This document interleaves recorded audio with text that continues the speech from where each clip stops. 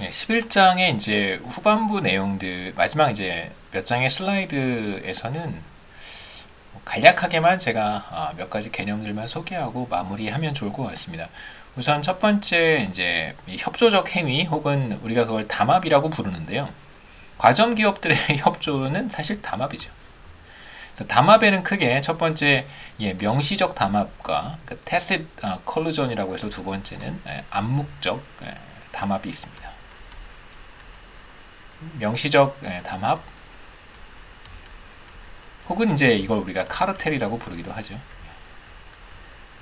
대놓고 하는 행위인데 현실에서는 뭐 모르겠습니다. 그 개도국이라든가 신흥국들의 경우에는 저도 정확히는 알 수 없습니다만 대체로 이제 유럽 연합에 속해 있는 국가들, 그다음에 미국, 캐나다, 그리고 뭐 한국, 일본 마찬가지고요. 명시적 담합은 공정이 적발 대상입니다. 바로 저기 고소를 하죠. 공정거래위원회에서. 이거에 대한 대응되는 것이 바로 이제 tacit collusion, 암묵적 담합이고요. 담합은 몰래 하는 것이죠. 그래서 explicit collusion, 명시적 담합은 사실 이제 과점 기업들끼리 서로 정례적으로 모임을 갖고 가격을 어떻게 결정할 것인지를 이제 합의하는 것이라고 말씀드릴 수 있습니다. Price Fixing Agreement라고 얘기를 하고요. 가격 담합을 하는 것이죠. 대표적인 사례는 이제 오펙이라고 할 수 있습니다. 간단하게 오펙을 먼저 소개를 하고요. 오펙은 뭐 석유 산유국 수출기구라고 우리 말로는 이제 번역을 하고, 오펙은 이제 산유국끼리 카르텔을 형성을 해가지고요. 대표적인 유명한 카르텔이죠. 그래서 그 석유 시추량을 서로 결정을 합니다. 그래서 얼마만큼의 배럴을 시추할 것인지를 이제 결정을 하면 만약에 그 석유 시추량 감산을 하게 되면 석유 시장에서 가격이 상승할 것이고요. 만약에 그 생산량을 늘린다면 그렇다면 이제 시장에서 가격이 하락하겠죠. 시장 가격에 영향을 미치기 위해서 오펙이 이러한 형태의 explicit collusion, 명시적 담합 행위를 하고 있습니다. 당연히 명시적 담합 행위는 독점 기업처럼 행동하는 것이 사실 목적이죠. 석유 시장에서 독점 기업과 같이 행동하는 것이 이들의 목적, 카르텔의 목적입니다. 카르텔 하면 또 저쪽 중남미 지역의 멕시코, 그 다음에 중남미 지역의 마약 조직들을 이제 카르텔이라고 하기도 하는데요. 인신매매도 하죠, 그렇죠? 독점 기업과 같이 행동하는 것이 목적입니다. 그래서 그 가격을 결정을 하고요. 그 다음에 카르텔에 속해 있는 구성원들이 뭐 멤버 컨트리가 될 수도 있고, 그 다음에 이제 과점 기업들일 수도 있고요. 카르텔에 있는 멤버들끼리 얼마만큼을 생산할지를 서로 할당하는 그러한 협약이라고 생각하셨으면 좋겠습니다.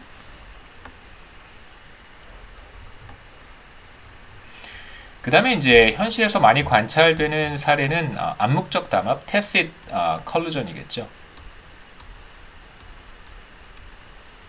암묵적 담합입니다. 몰래 하는 거예요. 그러니까 이제 뭐 전화를 주고받는 것도 사실상 이제 어려우니까 이들만 서로 알 수 있는 그런 그 은밀한 신호들을 서로 주고받습니다. 뭐 다양한 형태일 수도 있는데요. 그 은밀한 신호를 주고받고, 그 다음에 몰래 뭐 특히 공정거래위원회라든가 혹은 이제 경쟁업체라든가 그 과점 기업들이 어떻게 행동하는지를 이제 누군가 계속 수시로 모니터링을 하거든요. 항상 적은 도처에 있기 때문에 이제 그런 그 적발의 위험이 항상 도사리고 있어서 몰래 은밀하게 이제 만나서 가격을 어떻게 할지, 가격을 인상하면 또 동시에 같이 인상을 하면 담합했다라고 하는 정황이 드러날 수도 있으니까 증거를 남기지 않고 뭐 시차를 두고 A라는 기업이 먼저 가격을 올리면 시차를 두고 이제 B라고 하는 기업이 가격을 인상한다든가 뭐 이런 식의 의사결정을 많이 합니다. 그 다음에 이제 가끔 여러분 뉴스 보도를 통해서 보시면 과점 사례가 적발이 되어서 공정거래위원회에서 뭐 제재를 한다든가 이제 이런 소식들을 접한 적이 있을 거라고 생각하는데, 그게 보통은 그 공정거래위원회가 귀신 같은 능력이 있어서, 신묘한 능력이 있어서 과점 사례를 적발하는 것은 아니고요. 물론 이제 그런 경우도 덜어 있습니다만, 그게 뭐 이렇게 정보원이죠. 예. 정보원 같은 사람을 이렇게 심어놓고 그 굉장히 유용한 정보를 획득해서 수사를 통해 과점 행위를 적발, 카르텔의 행위를 적발하는 경우들도 이제 없는 것은 아니겠지만, 이 과점 기업들 사이에서의 카르텔이 적발되는 이유는 뭐냐면, 그 구성원 중에 하나의 업체가 이걸 이제 밀고 하는 거죠. 배신을 하는 것입니다. 그러니까 예전에 이제 라면 업체들이 이제 담합을 했다고 하는 정황이 있었어요. 그래서 몇 개 라면 회사들이 공정위에 적발이 돼가지고, 그 다음에 뭐 과징금을 뭐 수천억 원의 과징금을 이제 업체별로, 농심이 가장 과징금이 높았고, 그 다음에 오뚜기, 뭐 팔도 이렇게 이제 과징금을 얻어 맞았는데, 제가 이렇게 봤더니 삼양이 없는 거예요. 진짜 꽤 오래전 일이긴 합니다만 삼양라면이 거기에 없더라고요. 거기에 없다는 얘기는 뭐냐면 바로 그 삼양라면이 고발을 한 거예요. 물론 이제 삼양라면이 함께 담합 행위를 하다가 뭔가 이렇게 좀 틀어져 가지고 고발을 했을 수도 있고, 함께 이제 하다가, 아니면 자기만 몰래 빼고 다른 라면 회사들끼리 하다가 나중에 이제 그걸 알게 돼서 고발을 했을 수도 있습니다만, 일단 공정위의 원칙은 뭐냐면, 같이 담합 행위를 하다가 공정위에 신고를 하거나 고발을 하면 그 고발한 그 밀고자에게는 밀고자는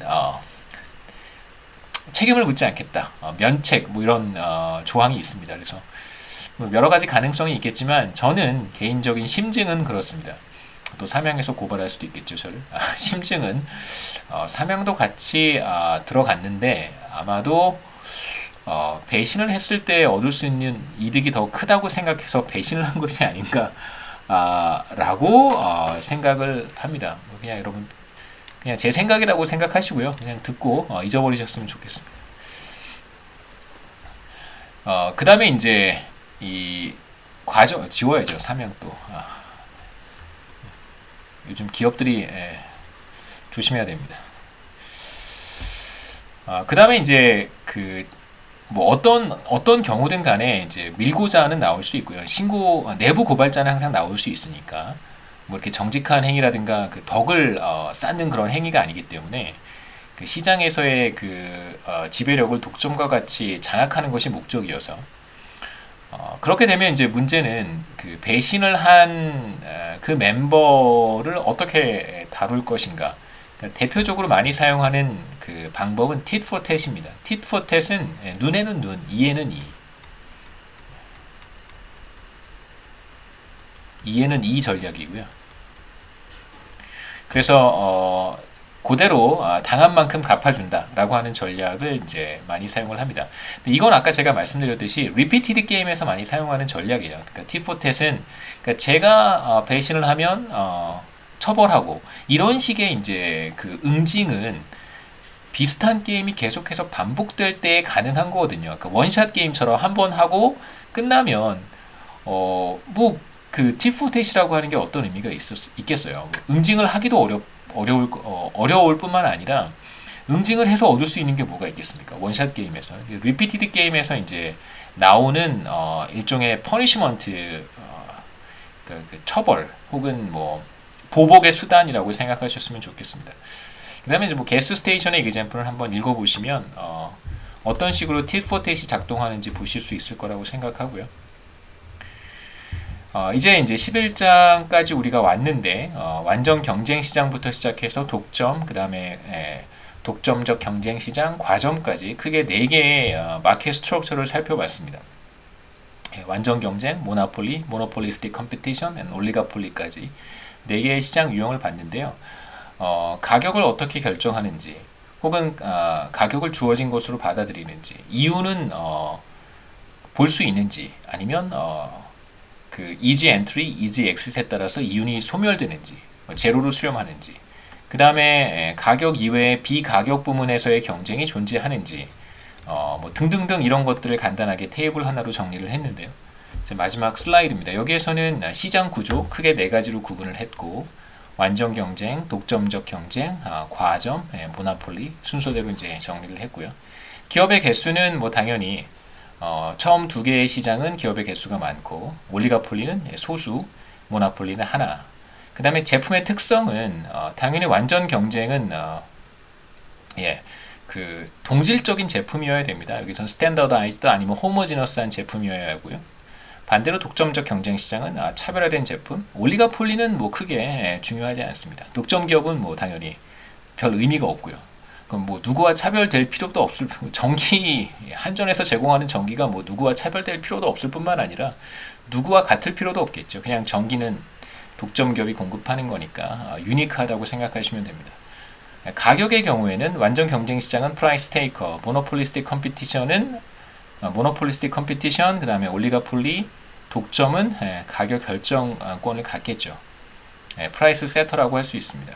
그 다음에 진입장벽의 경우에는 올리가폴리와 모노폴리는 존재하겠죠. 모노폴리스틱 컴피티션은 진입장벽이 존재하지 않는다는 특징이 있습니다. 이건 되게 유니크한 특징이라고 생각하시면 좋겠고요. 그 다음에 전략적 상호작용은 올리가폴리에서만 나타납니다.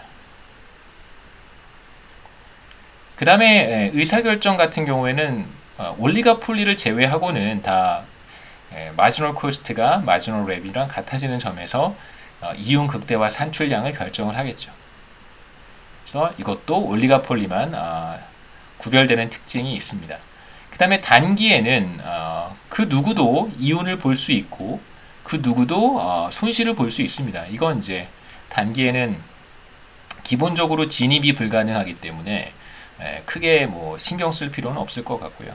다만 장기에는 경쟁 시장과 독점적 경쟁 시장은 제로를 수렴하겠죠. 하지만 올리가폴리나 모나폴리는 장기에도 이윤을 볼 수 있습니다. 파지티브 프라핏을 볼 수 있겠죠.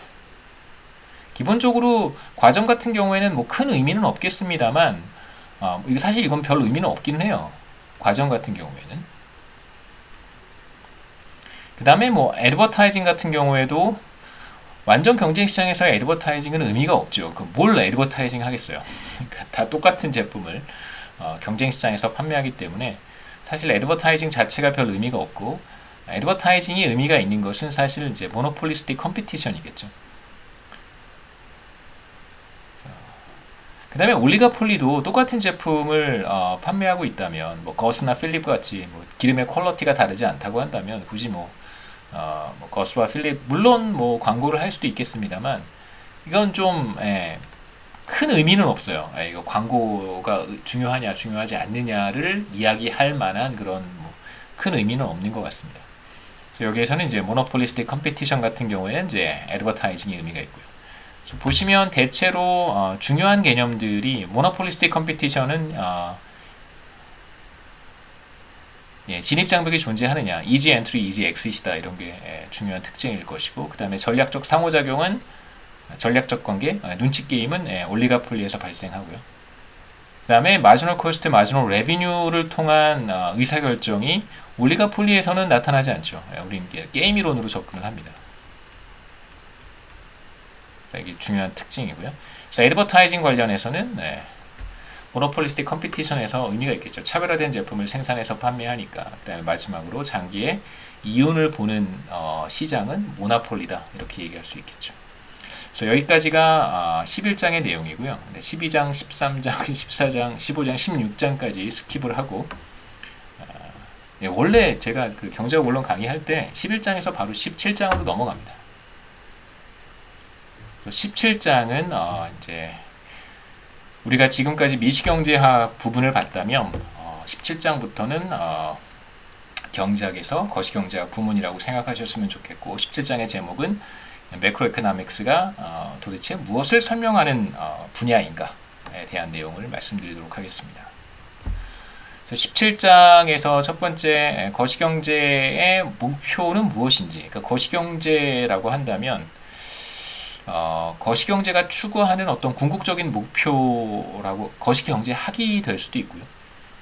혹은 이제 거시경제를 모니터링하는 정부나 중앙은행의 목표는 무엇일까? 이런 관점에서 생각하셔도 괜찮고요. 사실 저는 거시경제학자이긴 하지만 거시경제학을 하면서 거시경제학의 목표가 무엇인지에 대해서 그렇게 많이 고민하지는 않습니다. 이게 사실 정책 사이드에 있는 사람들, 뭐 정부라든가 중앙은행에 있는 사람들은 거시경제가 추구하는 어떤 목표가 뚜렷하다고 인식할 수도 있겠지만 저희와 같이 물론 저도 공공부문에서 일을 해본 적은 있지만요. 저는 이제 개인적인 성향이 좀 달라서 거시경제는 그 자체로 연구의 대상인 것이지 반드시 어떤 목표를 달성해야 된다고 그런 강한 어떤 목적 의식을 가지고 있지는 않습니다. 첫 번째는 이제 거시경제의 목표는 무엇인지, 첫 번째가 경제 성장, 두 번째는 완전 고용, 하이 인플로이먼트를 풀 인플로이먼트라고 보셔도 좋습니다. 옛날에는 이걸 맥시멈 인플로이먼트라고 부르기도 했었어요. 완전 고용. 그래서 완전 고용이라고 해서 북한과 같이 모든 인민이 일을 해야 되는 상황은 아닙니다. 일을 하지 않는 사람이 있을 수 있고 자발적으로 그 다음에 일자리를 찾고 있는 사람들도 있겠죠. 그 다음에 물가 안정. 물가 안정도 여러 가지 의미로 우리가 해석할 수 있는데 그러니까 물가 수준이 안정되어 있는 것이 제로 인플레이션을 의미하는 것은 아니에요. 그러니까 저기 뭐죠?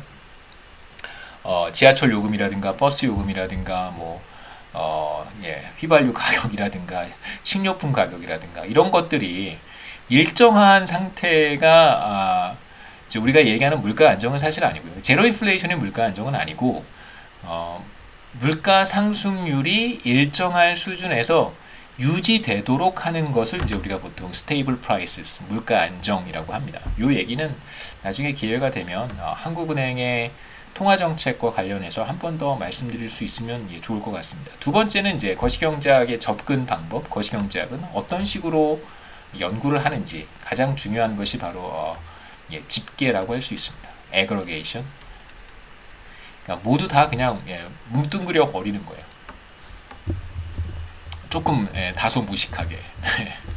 그래서 거시경제학자들이 미시경제학자들과 비교했을 때 대체로 좀 단순하고 조금 무식한 면이 제가 거시경제학을 하니까 말씀드리면 좀 성향 자체가 다릅니다. 그래서 저희들끼리 가끔 미시경제학 저희 이제 같이 공부했던 미국에서 공부했던 친구들끼리 만나서 이제 얘기하다 보면 사람은 태어날 때 거시경제학을 할 사람과 미시경제학을 할 사람으로 구분이 된다 이런 저희들끼리 웃기지 않은 농담을 하기도 합니다.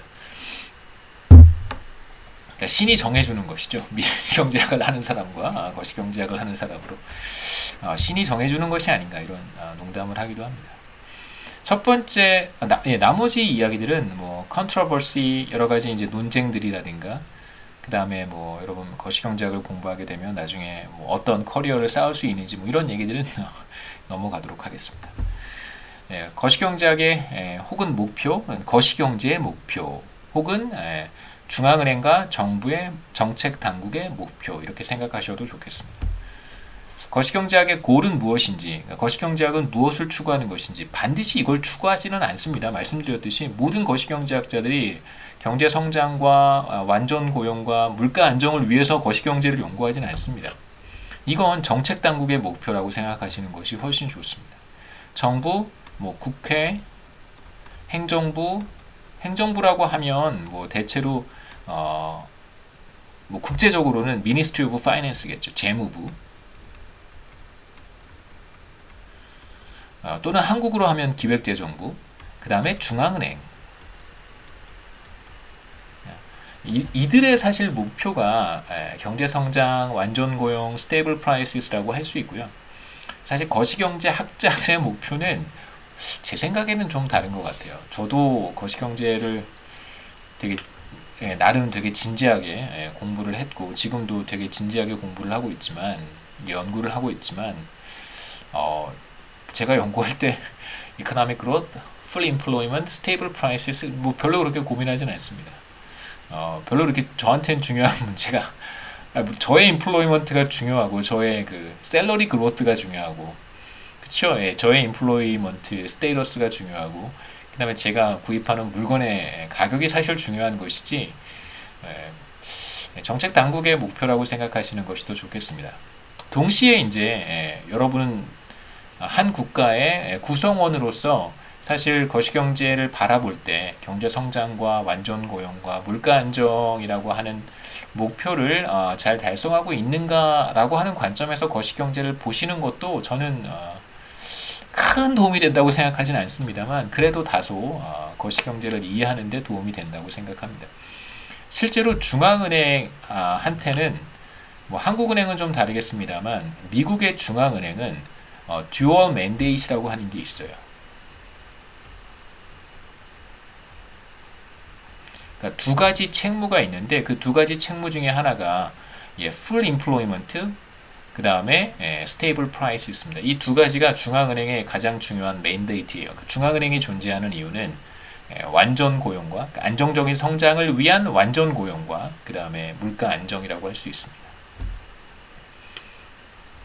그러니까 실제로 경제 성장, 완전 고용, 물가 안정이 중요한 이유는 이런 모든 것들이 제대로 달성이 된다면, 이러한 목표가 달성이 된다면, 그러면 정말로 한 국가의 구성원들이 굉장히 행복한 삶을 살 수 있겠죠. 지속적으로 소득이 증가하고, 그 다음에 완전 고용 수준 상태에 있고, 그러니까 일을 하고 싶은데 굉장히 오랜 시간 동안 일을 찾지 못하는 그러한 상황은 웬만하면 나타나지 않는다는 거예요. 그 full employment 상태에서는 물론 실업 상태에 들어갈 수는 있겠지만 이렇게 실업이 장기화되거나 그러니까 일자리를 오랫동안 찾지 못하는 상태는 잘 나타나지 않습니다. 그 다음에 이제 물가 상승률이 일정한 수준에서 지속적으로 유지가 되는 뭐 3%면 3% 정도, 4% 수준에서 커다랗게 변동하지 않고요. 그렇다면 이제 사실 그러한 경제가 구성원들이 가장 행복한 경제라고 할 수 있겠죠. 물론 소득 분배라든가 불평등에 대해서 불편한 마음을 가지고 있는 사람들도 많이 있습니다만 거시경제학에서는 소득 분배라든가 불평등, 그러니까 뭐 양극화 이런 문제들을 다루긴 하지만 사실 그게 최우선 순위는 아니에요. 그래서 거시경제학에서 왜 소득 분배라든가 불평등, 양극화에 대한 이야기를 많이 하지 않을까? 사실은 경기 변동, 그 다음에 경기 안정화, 제가 지금 말씀드렸던 중앙은행의 듀얼 맨데이트, 경제 성장이 사실상 더 우선순위에 있기 때문에 그런 것이지 말씀드렸던 소득 불평등, 양극화, 뭐 부의 불평등 이런 문제들을 무시하는 것은 사실 아닙니다. 우선순위에 들어가 있지 않은 것뿐이죠. 그러니까 사실 행정부라든가 국회가 존재하는 이유도 뭐 소득 분배, 그 다음에 불평등의 문제, 양극화의 문제를 또 해결하라고 존재하는 것이니까요. 저는 거시경제학의 골에 대해서 말씀드리고 있는 것입니다. 첫 번째, 이코노믹 그로스는 무엇인가? 경제 성장이라고 하는 것은 한 국가의 평균적인 국민의 소득 수준이 지속적으로 향상되는 것이라고 정의합니다. 여기에서 정의랑 약간 다를 수 있는데요. 요 설명도 다시 한번 제가 하도록 하겠습니다. 시간이 대충 다 됐나요? 예. 간단하게 제 생각에 다음 주 수요일이면 제가 제 상태를 아마 분명하게 말씀드릴 수 있을 것 같고요. 그러면 수요일에 강의를 어떻게 할 것인지도 웬만하면 이제 대면 수업하는 게 이제 원칙이니까 아마 주말 넘어가면서 제 상태를 알 수 있을 것 같습니다. 말씀드리고 이 클래스 통해서 말씀을 드리고 그래서 어떻게 강의를 진행할지도 알려드리겠습니다. 이코노믹 그로스 정리하고 마치겠습니다. 이코노믹 그로스라고 하는 것은 한 국가의 띄고 평균적인 국민의 소득 수준이 지속적으로 일시적이 아니고요. 꽤 긴 시간 동안